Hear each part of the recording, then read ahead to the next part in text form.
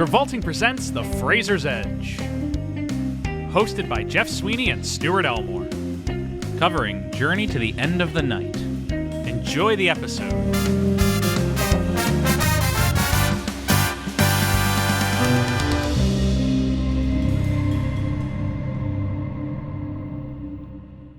Jeff. He made you suck and fuck 1,000 cocks before he married you, Stuart. Jesus Christ, what is this?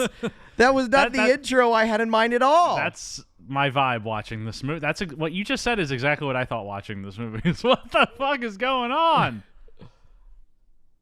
What is happening? Yeah, that's not the intro I thought at all we were going to go with for this movie. I was going to say, like, this is what I was going to go with. I was going to say, hey, Jeff. Yeah? I have a story for you. Yeah? Two white guys that own a bar / sex worker. Essentially a brothel. A brothel. Club/brothel. In São Paulo, Brazil. Whose client gets shot by a disgruntled girlfriend of the client. Never quite explained. Who we then find that the client had a suitcase on them filled with drugs. Yes, as one does. Then somehow reached out to a Nigerian drug trade. Yes. To sell drugs to them.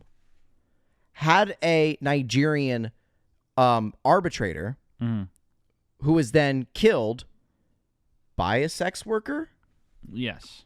By a trans sex worker, or a transsexual. The movie doesn't explain. Yeah. And so their response is, this is a father-son duo, by the way. Yeah. Did I mention that? Yes. Father of which is married to a woman the same age as his son. Yes. If not younger. Yes. But they have a toddler together. Yes. It all makes sense. Yeah. So then the father-son duo, what they do instead is the father finds another Nigerian man. Just, he happens to find one. Just finds one in São Paulo, Brazil. We mentioned this takes place in Brazil, right? Yes. And then two white guys who speak English the whole movie, by the way. Yes. They find another Nigerian man who works in a kitchen. Of course. As one does. Who then agrees to take the drugs to this Nigerian drug trade by himself. Yes. Having assumably never sold drugs before in his life. Yeah. You're kind of pitching a good movie right now. And then, but meanwhile, the son, in the midst of this drug trade, wants to cut his father out on the deal of the drug trade to get his father's wife, whom he may have some kind of an affair with, and his father's son, therefore his half-brother, then adopted son, if that were to happen, away with the profits of the drugs. But then what happens is when the Nigerian man who was hired, the replacement Nigerian man was hired, goes to the Nigerian drug trade, they make the trade, but on his way back gets mugged, but the money doesn't get stolen. He instead befriends a Brazilian woman, but then they get hunted down by some guy. Yes. The Brazilian woman who picked up the replacement Nigerian man who got the drug money from the Nigerian drug trade, she dies. Yes. Meanwhile, the father and the son are freaking out about this replacement Nigerian drug trade salesman guy. They engage in what you say, shootout. They engage in a shootout because the father is looking for the Nigerian man who tries to hire the exploits of a fortune teller. Yes, there's a psychic in this. There's a real psychic. Not, folks, like, we'll get to it, but not like a psychic like your bargain store psychic. A real psychic. Like a psychic with actual ability. The movie says it's real. Yeah. The movie says it's real. So he goes and he hires said psychic, but the psychic can't help because he's a drug dealer.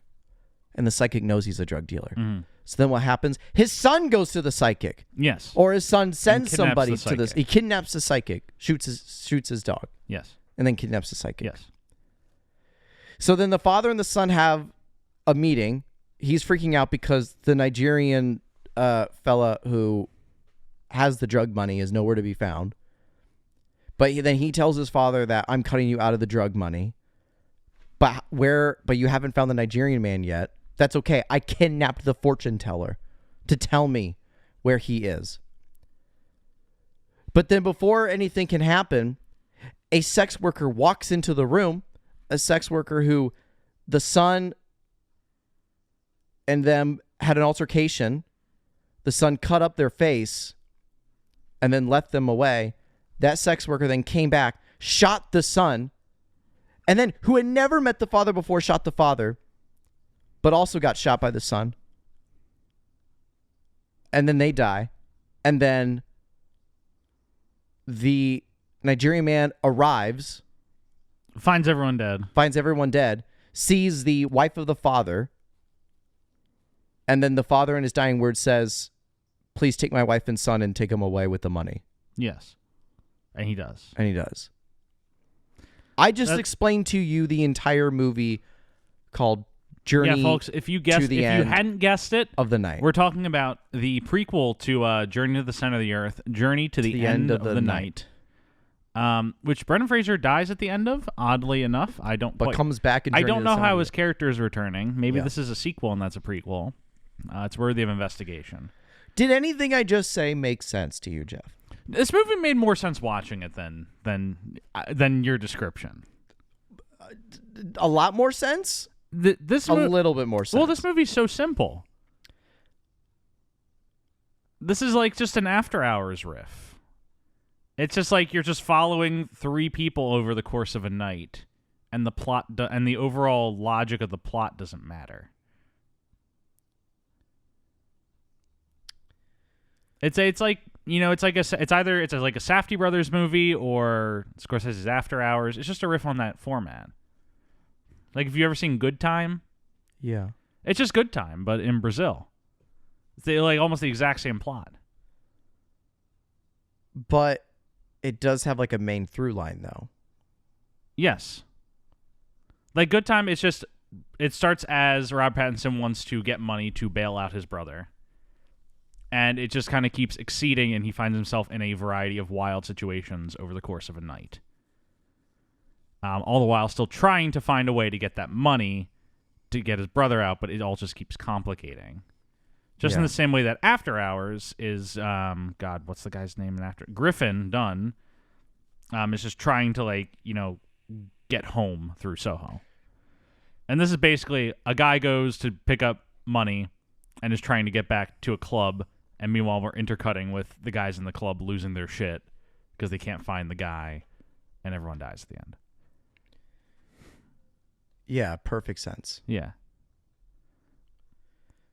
Do you have any context of this movie, Joe? I can find absolutely nothing online about this movie. This movie comes out in 2006? This movie comes out in 2006.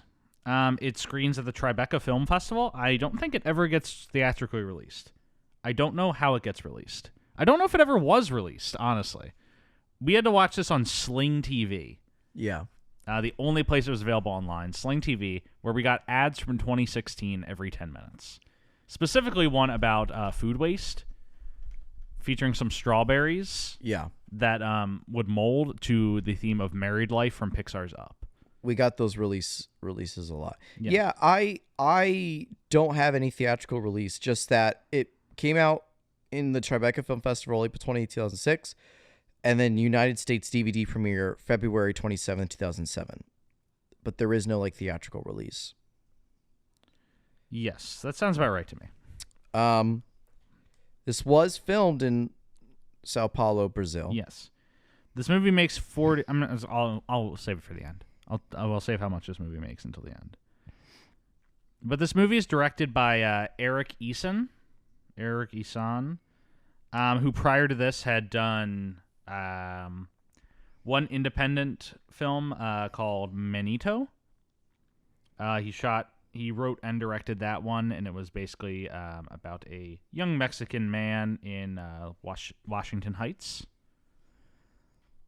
His style of filmmaking, seemingly, it's very similar to this movie, and then he kind of just shoots everything over the course of like a day or two, just tracking the life of one person and trying to follow it. So Manito seems like it was a very, very small movie, budget $25,000. This one for basically nothing. Mm-hmm. But it won an award at Sundance and Tribeca, so he got essentially, when you come out with some awards from Tribeca and Sundance, you get the ability to make another movie that is going to be funded and going to have a decent budget, if not a big one. Yeah. And that's where this movie comes from. And the thing is that I don't think anything happens with this movie, and that's basically the last you hear of Eric Eason. He does eventually write A Better Life, the Chris Weitz movie with Demian Bashir that he gets an Oscar nomination for. But in regards to his career, this is his second and final major directorial film. Yeah. And so, coming off of Manito, he does, he gets the attention of movie stars. Yeah. And when there's a young independent filmmaker who's kind of popping off the festival circuit, and there is usually an attempt by movie stars kind of like get in early on that. Yeah, right. And this leads me to where Brendan's at in his career. Because we've been talking recently, he's been in a lot of blockbusters that aren't working. Right. He's still kind of coasting off the Mummy high and just kind of being known as a successful... action. Like, just a successful name. Yeah. Like, he's still respected as A-list Hollywood right now. Even though a lot of his things aren't working, his shots aren't taking off. Yeah. But this is, I think, what really does him in. Yeah, first off, thank you, folks, for tuning in, and thank you for listening to our last week's episode on Crash. I'm sure you enjoyed that one. In the time since we recorded that episode, I was actually in a car crash, and I think it's for what I said about that movie. It was the karmic balance of the universe readjusting. I wasn't going to say it. No, it was one of the first things I said. Yeah, I think it was one of the first things I said. So to the end, Crash came out. Scrubs. Because I'm looking at Scrubs. Yeah. Crash came out 2004. This came out 2006, which means, reasonably speaking, Fraser films Crash in 2003. Yeah. And then films Journey to the End of the Night in 2005. Because if Fraser, at this point in his career, if he's to follow like the traditional like movie star route, he kind of has his big blockbuster success. Yeah. And he's doing like small parts in successful dramas or like side roles. He's like, the second fiddle to Michael Caine in Quite American, or he's like one of the guys in Crash. Yeah. Or XYZ, yada yada. He should at this point get a successful like indie film and a successful like drama that he's leading. And the thing that does him in, I think, ultimately, people can say it's the failure of Looney Tunes or the failure of Inkheart or XYZ, but what really does him in is he never manages to really break through in the dramatic scene. So when the blockbusters start failing, he doesn't have anything else to go to. I would say like his tactics are the right tactics. Yeah. To like try to because we ridiculed Travolta for doing the opposite. Doubling down on his leading man stardom, Yeah. Fraser is doing the opposite. He is taking a step back from the blockbuster leading man, and he's taking supporting roles in more dramatic and independent and serious films. So I can't fault Fraser for the tactics.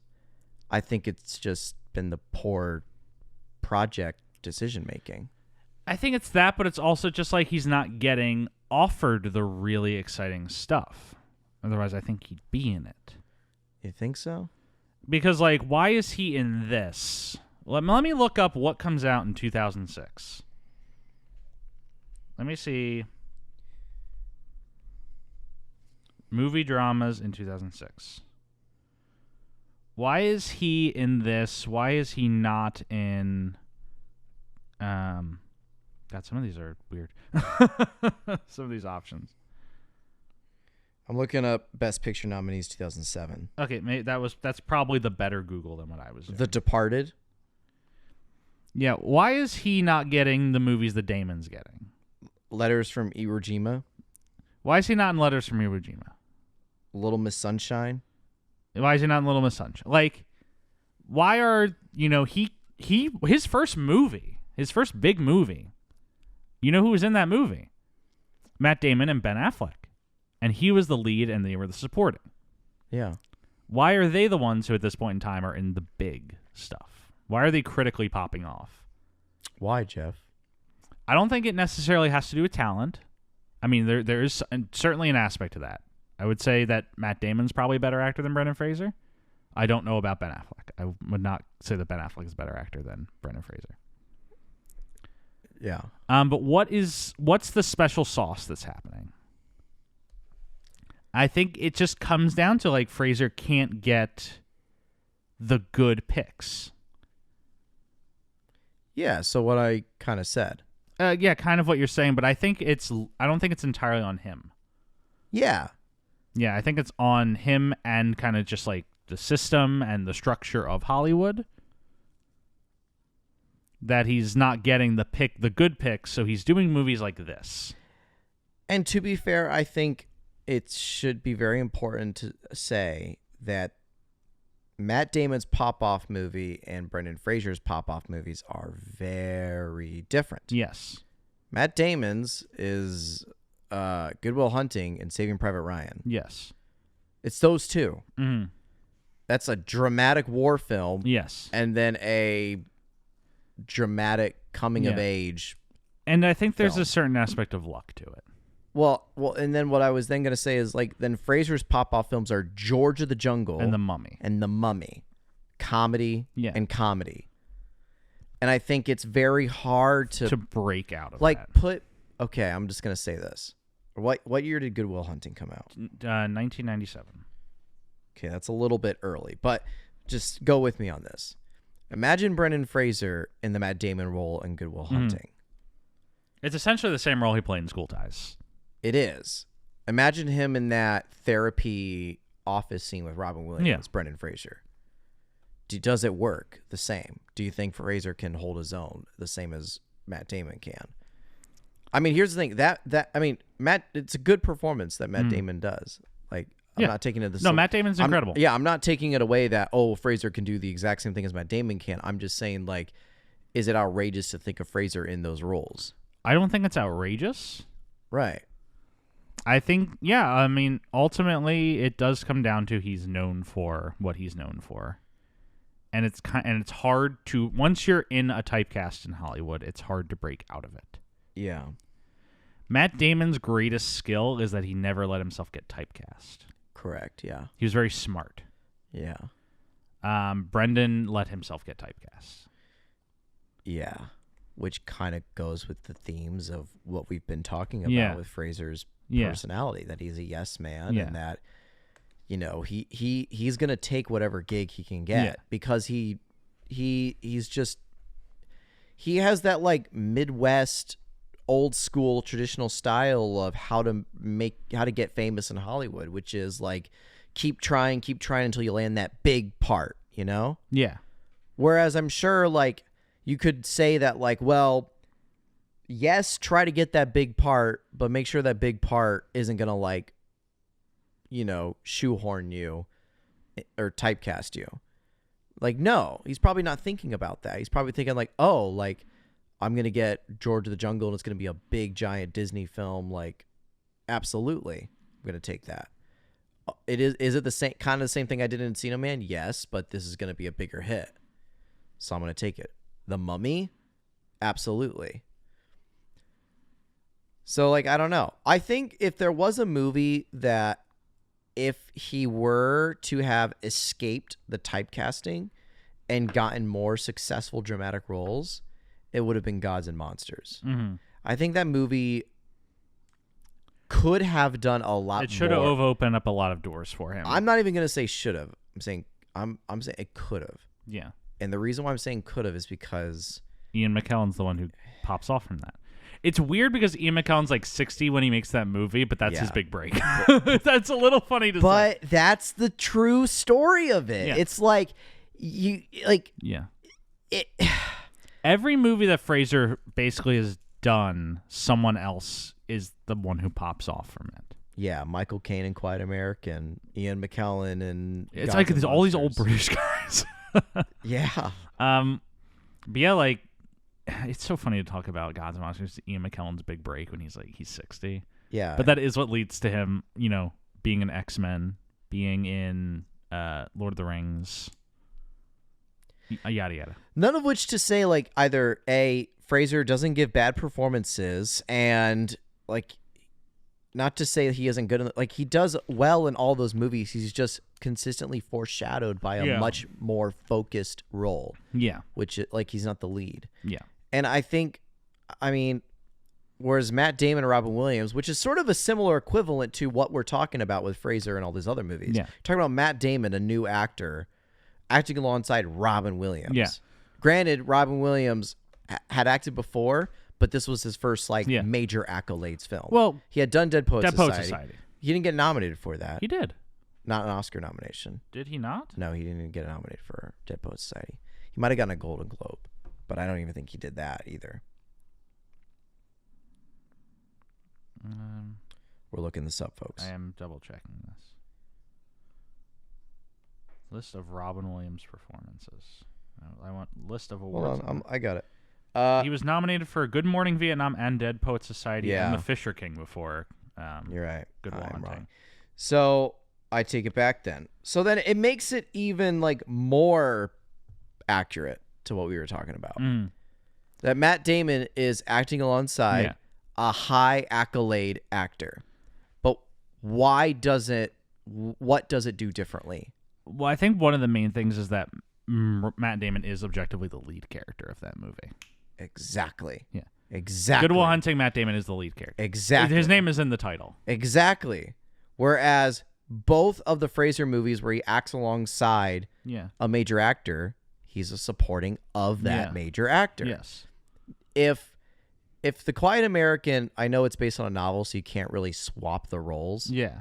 But if, hypothetically, if it was a Brendan Fraser movie with a Michael Caine supporting, maybe that does something. I don't know. Same with Gods and Monsters. Maybe Jimmy Whale isn't the lead of the movie about Jimmy Whale. Maybe it's more so about his gardener, and you make him more the lead. I don't know. All I'm saying is I think I'm just pointing out that Fraser's doing the right tactics. Yeah. But they're not working. And it's based on an old established pattern that he unknowingly got himself in. Yeah. He's the goofy guy. He's the blockbuster boy. And then this is around the same point where a lot of things in his life start going wrong. Until finally, now, he has finally done the Jimmy Whale moment. Yeah, he's had his big comeback. And he's done his Ian McKellen in Gods and Monsters. Yes. He's become the whale in The Whale. Yeah, he won an Oscar. Yeah. And so, took a little bit of time, but to go back to this movie and its relevance, I think this is where none of these movies are panning out. Did you like this movie, Jeff? It's like a 5 out of 10 for me. I would probably say about the same, 5 out of 10. The 5 is mostly because the performances are pretty good. Yeah. And it's shot pretty well. This is very much a second movie for a director. It's very much a you have the big you have a big success on a super low budget, and you get a decent budget for your next movie. The script feels very I don't want to say first drafty, but young writery. What's an example? What's the sister movie of this? The sister movie of this. I'm trying to think of one off the top of my head. Well, it's a sophomore curse, right? Is what you're describing, kind of. Well, let me look up this movie real quick. Is it Damien Chazelle's La La Land? Not La La Land. Okay. Good Time is actually a great parallel of this. The Safdie brothers. Because they direct. But Good Time was a successful movie. Yes. That's exactly the point I'm about to make. Is the Safdie brothers, they directed several movies, Daddy Long Legs, Lenny Cook, et cetera, et cetera, et cetera, et cetera, et cetera. Prior to this, Good Time is roughly their biggest budget for a movie. At that time, it's like $2 million, so it's not much. But they get a big movie star to play with. They get the one big movie star. They get Robert Pattinson, much like our guy Eric Eason getting Brendan Fraser. Yeah. And the Good Time, very similar movie and structure to this. It's very much like a second movie where it's like, you're just going to really try and show them what you got. You're going to shoot it really cool. You're going to have all these great concepts. You're going to set it over one night, etc. And I think just simply this movie doesn't work in comparison to Good Time. Good Time works. It's a great movie. Why does this not work, though? It's not the script is not as well refined. The characters aren't as real. The performances are good, but the flow isn't there. And telling the plot, it's kind of like the script just isn't there. Yeah, and that just comes down to the Safdie brothers are good writers. Eric Eason, I'm not saying he's a bad writer, but he's not as good. He's still young. It's a second movie. Yeah.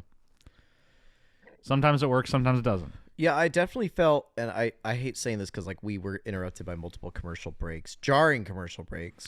Yeah, like someone would be getting like raped or murdered, and it would cut to like a seatbelt safety ad. Yeah, but I did feel that this movie was disjointed a lot. Yeah, there were a lot of jarring cuts and segues into different plot points that, not that I forgot about, but I was like, oh yeah, like this guy's still like in it. Kind of. Yeah. So, I mean, I've essentially already like highlighted the plot.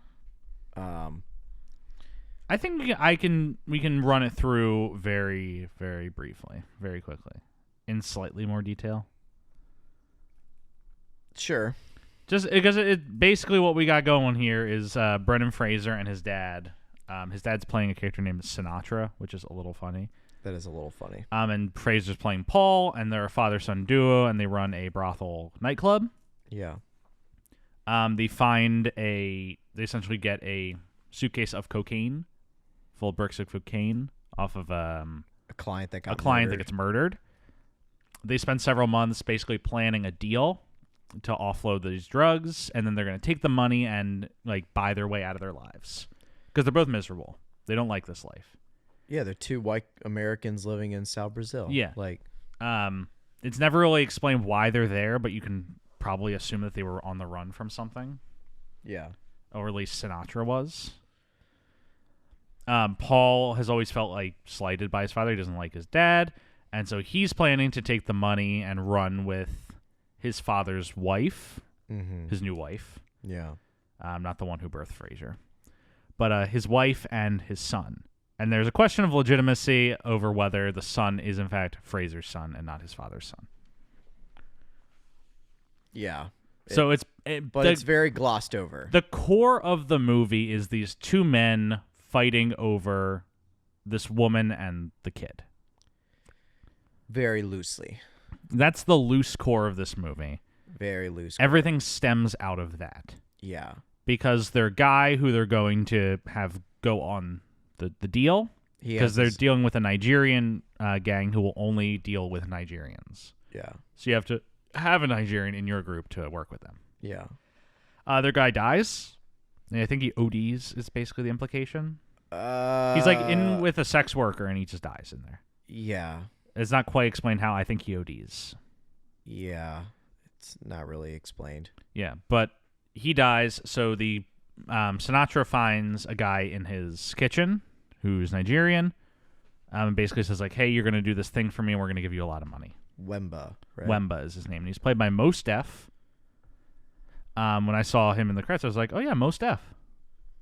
Like, it's probably going to be a good performance, and Stuart said, "Yeah, Mos Def." I did not say that, Jeff. You did not. But yeah, Mos Def. Yassine Bey. He's actually a very good actor. He is. Yeah, he's pretty good. He's good in this movie. He's very good in this movie. Yeah. And so they send him on the pickup, the deal. Yeah, and there's no real scene that talks about how they like convinced this guy other than like giving him maybe a cut, but that is all done off screen. Yeah, and it's also like he just works for the brothel, and it's basically implied like, hey, unless you want to be dead or not have a job anymore, you're going to do this. Yeah. which I guess equate to the same thing. And so Wemba goes off on the deal. And then the movie's basically intercut between two storylines. One is following Wemba's journey, which is a very after-hours, good time-esque journey. Yeah. He goes, he makes the deal, he gets knocked out on the way back. He eventually links up with some girl and there's a car chase. There's somebody after them. Yeah. But it's like... I don't quite know who it is. Because, like, it's not one of Fraser's guys, is it? Yeah. Or is, like, it could be, but we don't ever know. It's not the Nigerian gang. Yeah. Because it's a white guy who's chasing after him. But, like... I think it might be someone involved with the police, maybe, is the idea. Because there's, like, that one detective at the beginning. I don't know. It's not important. But, so Wemba... But it leaves you asking, though. Yeah, like, that's the problem with this movie, is I'm left asking a lot of questions. Yeah. So we're following Wemba go on this journey. There's a car chase. He's basically having the worst fucking night of his life. Yes. But there's really not much to say about that storyline. This is going to be a short episode because it's like a lot of incidents that we can't really dive into. Because incongruent to while that's happening, Fraser is like scheming with taking the money away from his father. Yeah. But in the meantime, Wemba goes missing. Yes. They can't find him. And it just kind of leads to a lot of... Yeah, Fraser starts to lose his shit. Because basically, if Wemba doesn't show up with the money, everything's going to collapse. Yeah. And it does get to the point where the two of them are so worked up about the potential of Wemba not getting things collapsing that they all kill each other. They all get shot and die by the time Wemba actually does show up. Yeah. A lot of old animosities like emerge. Fraser like assaults a trans woman. Yeah, pretty in the brutally streets, too. Pretty brutally, because he's just so worked up. She's like screaming outside, and so he like throws a bottle at him. Well, because he's yelling at her. What's happening is like, and you said it, like he assaults her because he's so worked up. Yeah. There's no other reason. Yeah. He's so worked up that he's in his office, he's freaking out, and then he throws a bottle into the street, and it turns out it almost hits a trans sex worker. Yeah. And like they cuss him out. He cusses them out. And he comes out and he slices her face up like the Joker. Yes. It's kind of fucked up. It's an unpleasant scene to watch. Yeah. It is kind of fucked up. But like these men are just getting so worked up about this plan not working out and them being stuck in São Paulo and having to face the consequences of their actions. Yeah. That it just kind of reaches this inflection point where they're all in the hotel together and they're getting ready to all shoot each other. I think realistically, even if what happens doesn't happen, they all get shot. They all kill each other. Yeah. But what ends up happening is the trans worker finds them, comes in and shoots Fraser and kills him. And then... And we get a great shot of Fraser falling out the window. Everything goes slow-mo. Yeah. There's like 4 different people who shoot each other.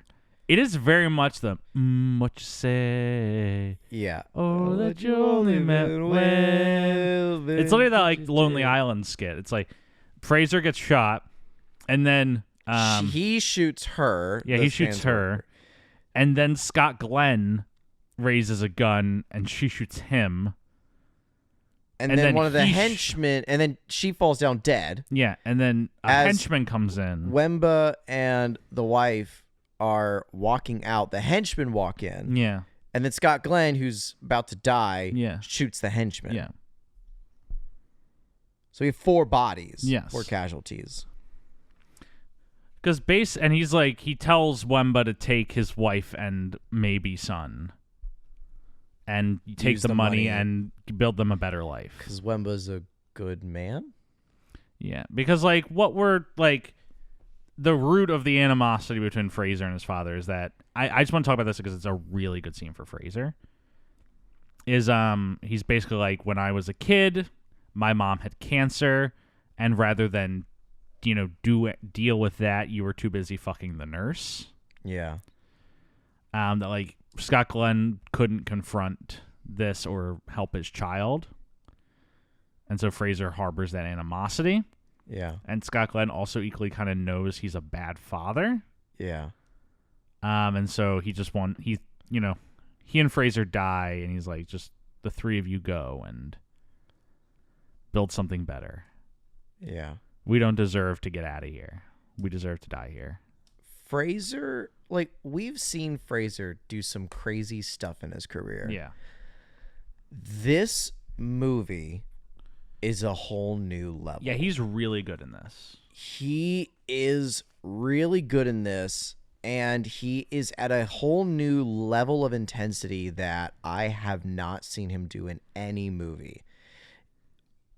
Jeff and I watched this movie together. Yes. We rarely do that, but we watched rarely do this, but this was a special occasion that we decided to just watch this movie and one other movie together.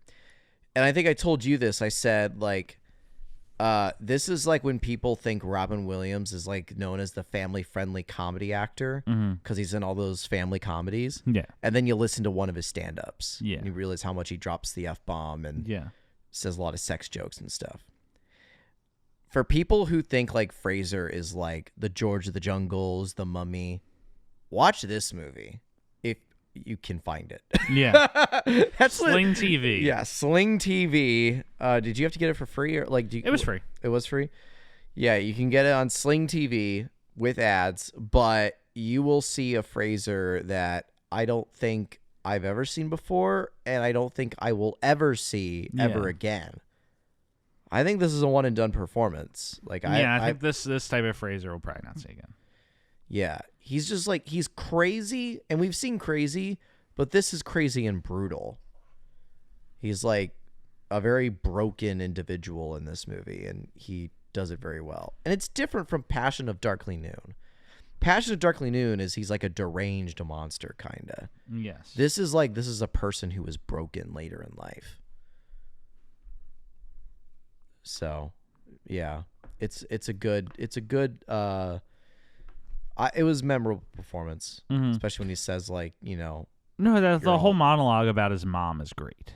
Yeah, it's that level of intensity that you were talking about that you don't see. Yeah.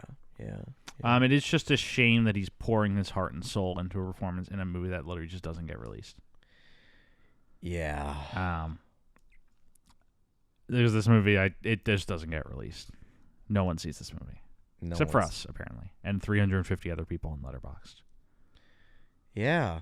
I mean, I would recommend this movie to other people. Yeah, like it's like 89 minutes long, so you got nothing to lose. Let me rephrase. I would recommend this movie if you can handle it. It's a little brutal. It's intense. It's an intense movie. Like, it's not like, you know, the most intense movie I've ever seen, but like it's got some triggering moments which might cause some certain audience members distress. Yeah. Like, you know, if you have a sensitivity towards like, you know, sex work of any kind, like maybe sexual assault and violence and whatnot. Maybe skip this movie. Yeah. This may not be for you. Yeah, but it is, you know, a mark to Fraser's credit that he does kind of put his all into this movie that otherwise doesn't exist. Yeah. Like that this, you know, I don't want to say he could have phoned it in, but he could have, you know? Yeah, he absolutely could have. But he didn't. And you think this movie could ever be re-released? No. It's just so much of a ghost. It's so obscure, like there's no chance. Right. There's no following for it. Yeah. What's the rating on Letterboxd for the average rating? The average rating for this movie. Let me guess. It's probably 2.5 out of 5. 2.8. You were close. Yeah. That makes sense. A lot of people probably ranked it 3 out of 5 stars because of Fraser's performance. Yeah. That's the vibe I got from a lot of what is this movie? Sorry, random movie just popped up and I was very curious about it. But yeah, this thing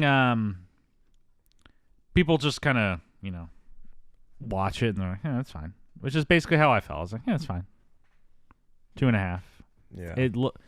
It's interesting. You can tell that Eric Eason was putting, you know, a lot into this. It's shot pretty well. He was trying to make a good movie. It's a shame it didn't work out.